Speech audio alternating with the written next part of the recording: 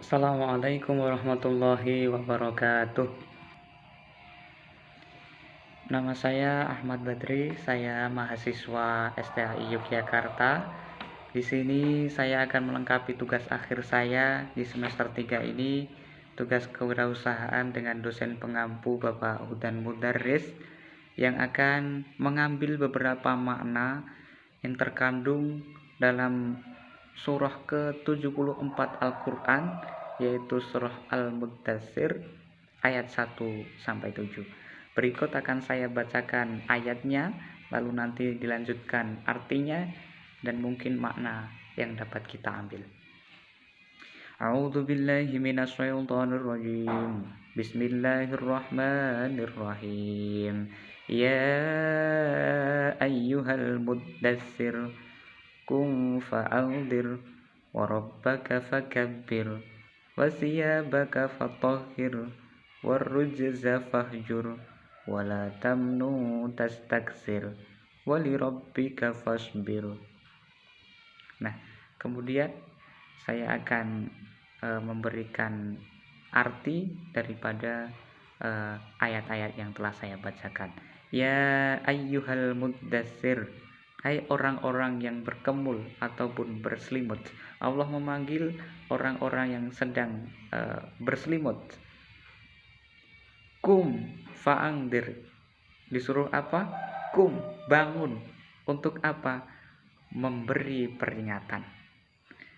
Warabbaka fakabbir, dan Tuhanmu agungkanlah. Nah, di sini kita juga diperintahkan untuk apa? Mengagungkan Tuhan yang kita tahu bersama Tuhan di muka bumi ini satu-satunya ialah Allah Subhanahu wa Ta'ala. Kurang agung apa Tuhan kita yang telah menciptakan langit, bumi beserta seisinya. Lahu mafis samawati wa mafil ard.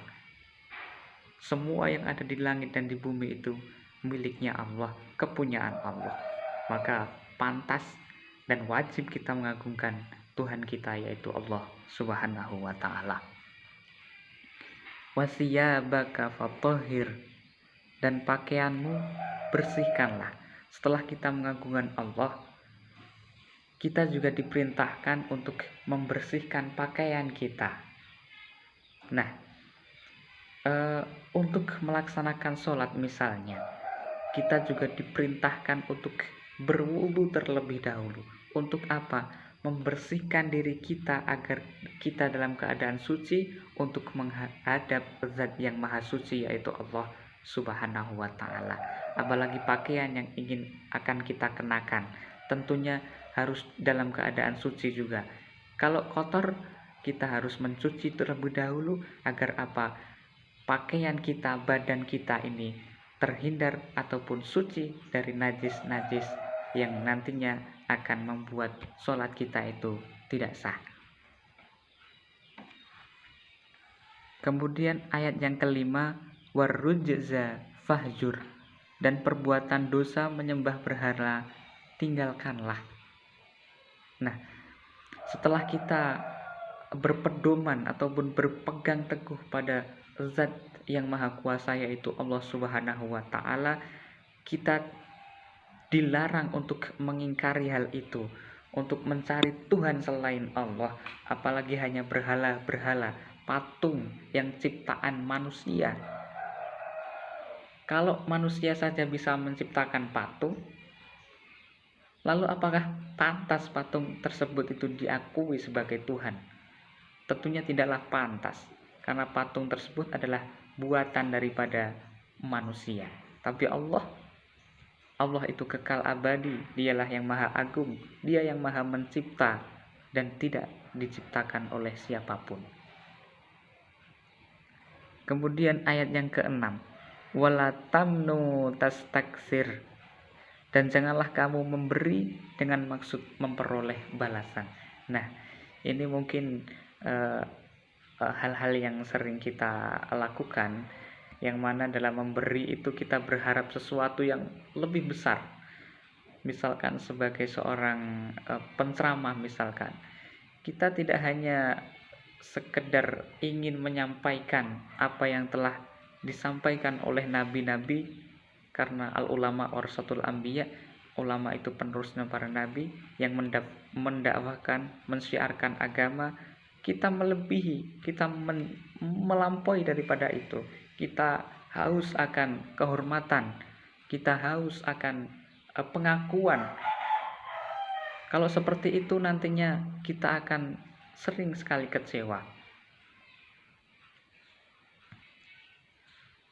Kalau kita beranggapan, wah, saya ini penceramah, saya harus dihormati oleh banyak orang, saya harus diberikan lebih penghormatan kepada saya, harus mencium tangan saya, harus dijemput dan sebagainya.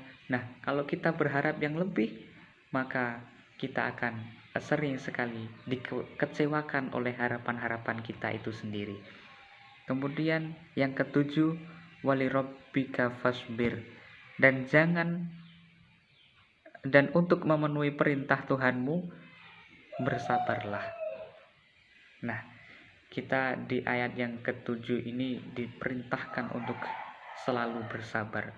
Mungkin jika kita melihat tetangga-tetangga, kawan-kawan di sekitar kita yang hidupnya itu penuh dengan kekayaan, misalnya penuh dengan pangkat derajatan ataupun jabatan, dan kita tidak memiliki apa-apa, ya kita disuruh untuk bersabar. Karena sesungguhnya jabatan, harta benda, istri, anak, semua yang dimiliki itu merupakan ujian yang diberikan oleh Allah Subhanahu wa ta'ala.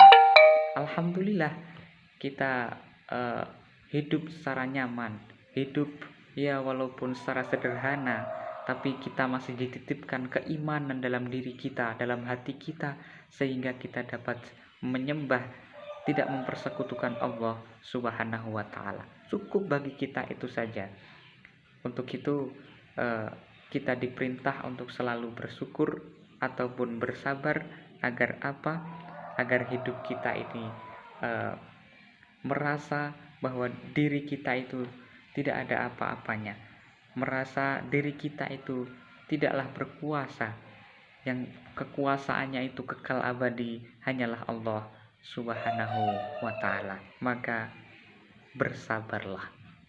Insya Allah dengan kesabaran kita, maka Allah akan mengangkat pula derajat kita.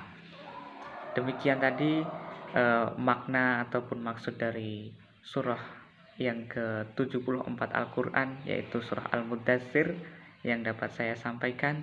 Tentunya banyak khilaf salah ataupun perkataan yang kurang tepat, saya mohon maaf yang sebesar-besarnya. Kritik dan saran juga sangat saya harapkan,